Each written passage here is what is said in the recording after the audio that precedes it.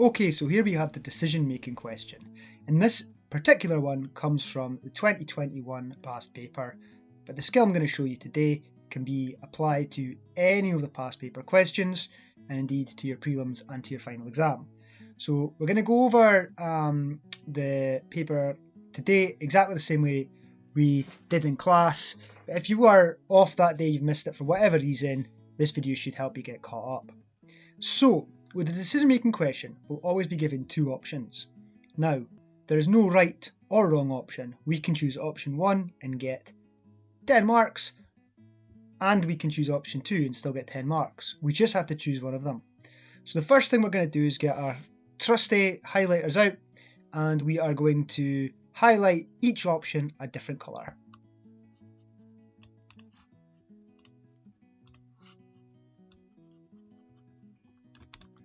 Now that we've colour-coded our options, what we're going to do is read each of the sources to find any information that corresponds with option 1, the suggestion that we should lower the voting age to 16. So any evidence that says that's a good idea, that would be effective, that is what people want, we're going to highlight green. And any evidence that we shouldn't lower the voting age, there might be evidence to say that it won't work, that it's been tried somewhere and it's not worked, that people don't want it, those kind of things, we're going to highlight in our second colour. So to begin with, I've taken my green highlighter, and anything that tells me that we should lower the voting age to 16, I've highlighted green, which corresponds with option 1 at the top of the page there. So we can see things I've highlighted that in Scotland, 16 and 17-year-olds can already vote, or that in 2007, Austria became the first country to successfully lower the voting age to 16, which led to increased participation and so on. There's some other bullet points there that I think tell us that lowering the voting age is a good idea. If we look at source 2 here, we've got a table, and I've just got a wee annotation here. It looks like if we look at the heading, political parties' views on lowering the voting age to 16, well, I can see here that most political parties listed do agree we should lower the voting age, and I've kind of tallied that at the side. Just a wee annotation, 5 out of 7. And remember, I always suggest that you annotate or write wee little messages to ourselves while we're highlighting, and this will help us write our answers as we go. And I've done the same for source 3 here too. Now the next stage is just do the same again, but for option 2 with our second highlighter colour. And as you can now see, I've done the same for option 2.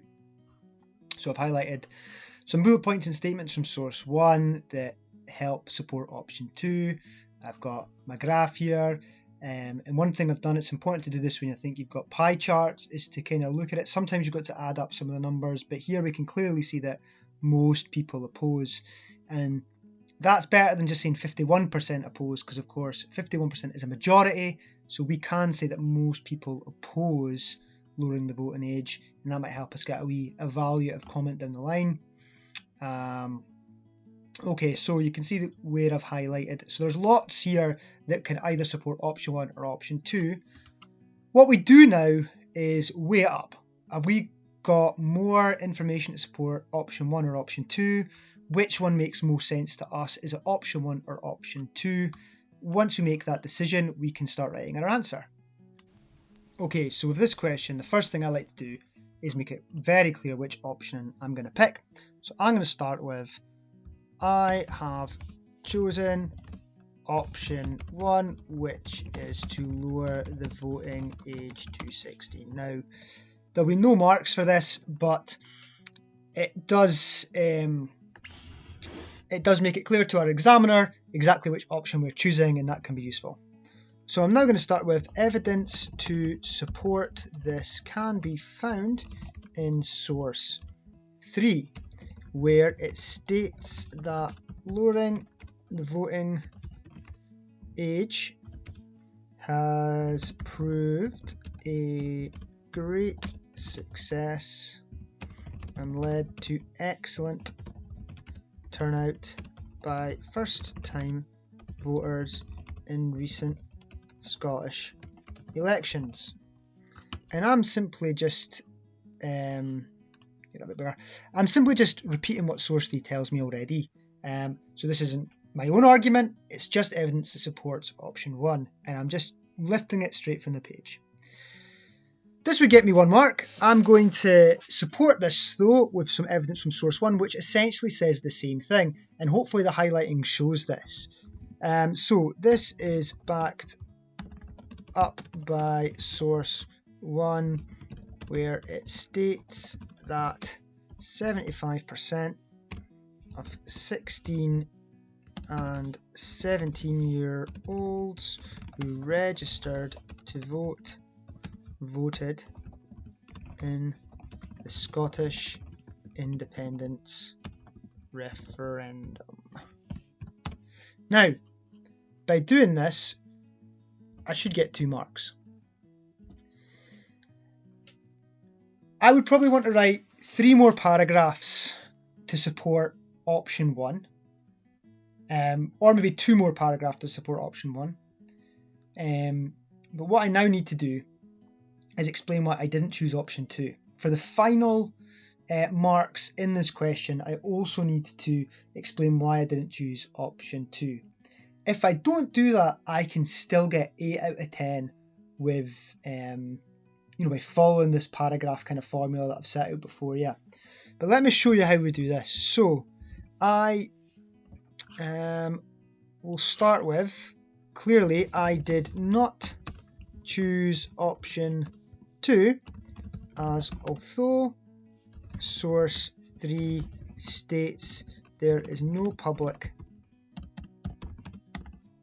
support for allowing 16-year-olds to vote in UK general elections, this is untrue. A source 2 shows a third of people support the idea of lowering the voting age. Now, people find this often tricky. Every year people find this bit the trickiest. Why did we not choose option 2? Well, you can see what I've done here. I'm clearly saying that I didn't choose option 2. And I start by giving maybe a reason why people would pick option 2. And if you've written your answer saying that you would choose option 2, you could use this statement from source 3 to support that. But then what I'm doing with my next source is showing why that's wrong. And again, if you look at the stats, okay, most people do not support the idea of lowering the voting age. But it's not true to say there's no public support, because of course source 2 reveals a third of people do indeed support the idea. So what I've done is I've taken an argument actually in favour of option 2 and I flipped it on its head by showing why it's not true.